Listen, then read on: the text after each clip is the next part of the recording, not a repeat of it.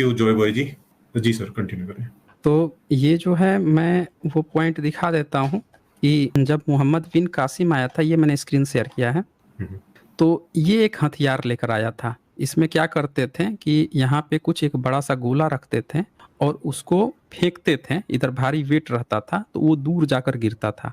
इसको मोजाम्बिक कहते थे वो सब। तो इसी हथियार का प्रयोग वो करने वाला था। तो जब वो देवल पहुंचा, जो आज का पाकिस्तान है, एक बार मैप भी दिखा देता हूँ पब्लिक को ताकि समझ सके कि एग्जैक्टली कहाँ की बात चल रही है। ये आप लोग स्क्रीन पे देख सकते हैं, ये मैप है। ये आज का पाकिस्तान आप देख सकते हैं, अफगानिस्तान है, पाकिस्तान है और इंडिया में घुसा हुआ ये सिंध प्रांत है।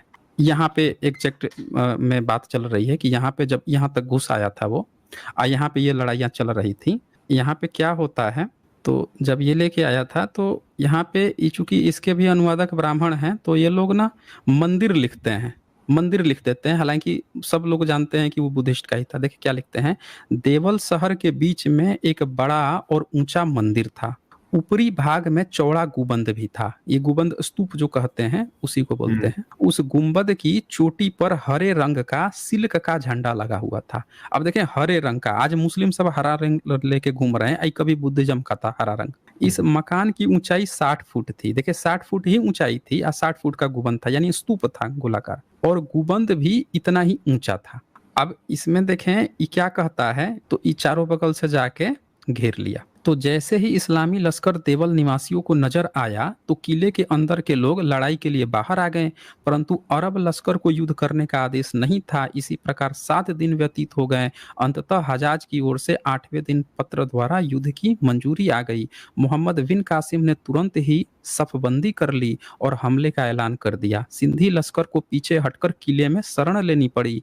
चूंकि इस्लामी लश्कर को किले के अंदर जाने में मुश्किलें थीं, इसीलिए उन्होंने किला को घेर लिया। अब बैठ गए। अब मुस्लिम सब उस किले को पूरा घेर के बैठ गए। अब ये देखिए, अचानक किले में से एक ब्राह्मण बाहर आया और ऊंची आवाज में रहम की प्रार्थना करने लगा और कहा कि भगवान तुम्हें तुम्हारी उम्र बख्शे।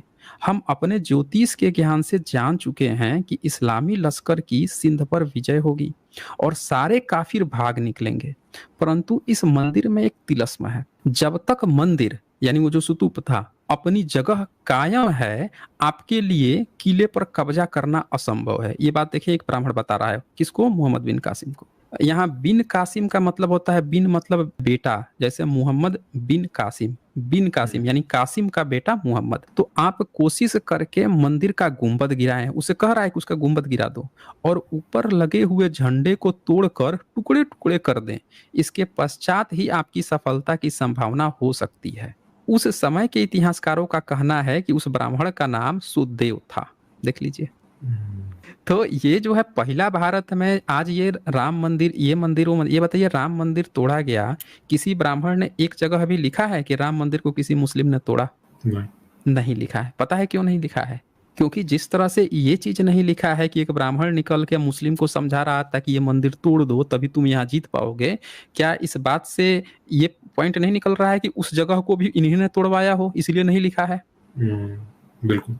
हम इतिहास में जब इनको लिखना होता तो भाई, जब ये इतनी छोटी छोटी बातें लिखे हुए हैं कि कैसे रावण जो है सीता से क्या क्या बात किया, बाल पकड़ के खींच के ले गया कि क्या पकड़ के ले गया, ये सब उस समय में जब ये बैठ के सारे जातियों को गाली दे रहे थे, तुलसीदास मस्जिद में बैठ के रहते थे, मांग के खैबो मस्जिद में सोइबो करते थे, उस समय ही नहीं लिख सकते थे कि कौन तोड़ा राम मंदिर, लेकिन नहीं लिखे। एंड इवन सर जो उसके, सॉरी कंटिन्यू करें। हाँ बोलिए बोलिए, आप बोलिए बोलिए।